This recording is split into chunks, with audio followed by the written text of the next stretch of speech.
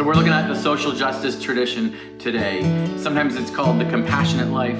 It's the tradition that emphasizes caring for the needs of the hungry and the thirsty and the alienated, the naked, the sick, and the jailed. Jesus emphasized this tradition by caring for and loving the least, the lost, the weary, the poor, the oppressed, and those on the margins. Much could be said here. This is a tradition that has been divisive at times. Historically, this has been part and parcel to the calling of being the church. The churches were safe places for the poor. They led with hospitality. They had open doors and hearths where people could get in and out of the elements and into a warm place. But over time, as the church let this tradition slip, other organizations have stepped up to offer these services and perhaps even do it better. For some, this tradition represents the crux of the gospel, the good news. And for others, they would suggest that there's been an overemphasis on a social justice gospel that leads to a not caring for the soul or the spiritual welfare of the person, and that's somehow a lesser gospel. We're going to wrestle with some of that today. But we'll start with a reading in Matthew 25, and it's a long one. When the Son of Man comes in his glory and all the angels with him, then he will sit on the throne of his glory. All the nations will be gathered before him, and he will separate people one from another as a shepherd separates the sheep from the goats. And he will put the sheep at his right hand and the goats at his left. Then the king will say to those at his right hand, "Come, you that are blessed by my Father, inherit the kingdom prepared for you from the foundation of the world. For I was hungry, and you gave me food. I was thirsty, and you gave me something to drink. I was a stranger, and you welcomed me. I was naked, and you gave me clothing. I was sick, and you took care of me. I was in prison, and you visited me."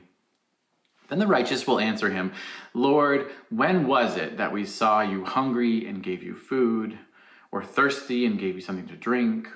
And when was it that we saw you a stranger and welcomed you, or naked and gave you clothing? And when was it that we saw you sick or in prison and visited you?" And the king will answer them, "Truly I tell you, just as you did to one of the least of these who are members of my family, you did it to me." Then he will say to those at his left hand, "You that are accursed, depart from me into the eternal fire prepared for the devil and his angels. For I was hungry, and you gave me no food. I was thirsty, and you gave me nothing to drink. I was hungry, and you did not welcome me. Naked, and you did not give me clothing. Sick and in prison, and you did not visit me." Then they will answer, "Lord, when was it that we saw you hungry or thirsty or a stranger or naked or sick or in prison and did not take care of you?" Then he will answer them, "Truly I tell you, just as you did not do to one of the least of these, you did not do it to me." And these will go away into eternal punishment, but the righteous into eternal life. So this text is a big one, and there's a lot to chew on. We can reflect personally and ask ourselves when we've been the recipient of food or drink or clothing or welcome. We could ask ourselves when we've been those who have offered it to someone in need.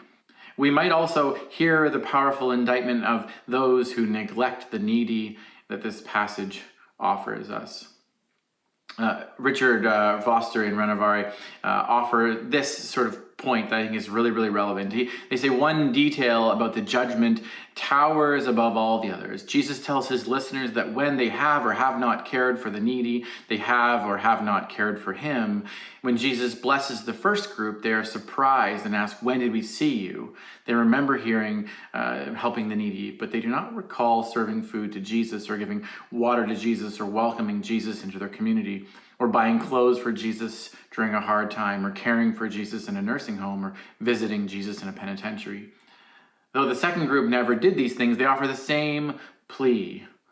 "Lord, when was it that we saw you?" And Jesus then delivers his powerful punchline. He says, in effect, "Truly I tell you, just as you helped or did not help the people who needed it most, you helped or did not help me." Jesus' reply stresses that when we serve the needy, we actually serve him. The picture of the judgment becomes all the more vivid, though, when we note that both groups refer to Jesus as Lord.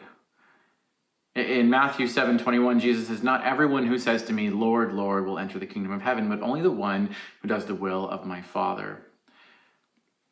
So the social justice tradition is concerned with doing the will of the Father, caring for those around us. most in need. But finally, just a word about posture. I'll include some resources in the blurb here, but including a book called When Helping Hurts, and also an article by Renovari and Richard Foster about the difference between what he calls self-righteous service that starts with me and is driven by my motivation, usually making me feel good for the way in which I help, and then true service. And he says this, he says, self-righteous service fractures community. Once all the religious trappings are removed, it centers on the glorification of the individual. Therefore, it puts others into debt, and it becomes one of the most subtle and destructive forms of manipulation known. True service, on the other hand, builds community. It quietly and unpretentiously goes about caring for the needs of others. It draws, it binds, heals, and builds. So questions for us to wrestle with: what has been your experience with the social justice tradition personally? And how have you seen the compassionate life lived out in the life of Elevation? And finally, what has been our posture as we have been serving? Good questions for us to reflect on this week.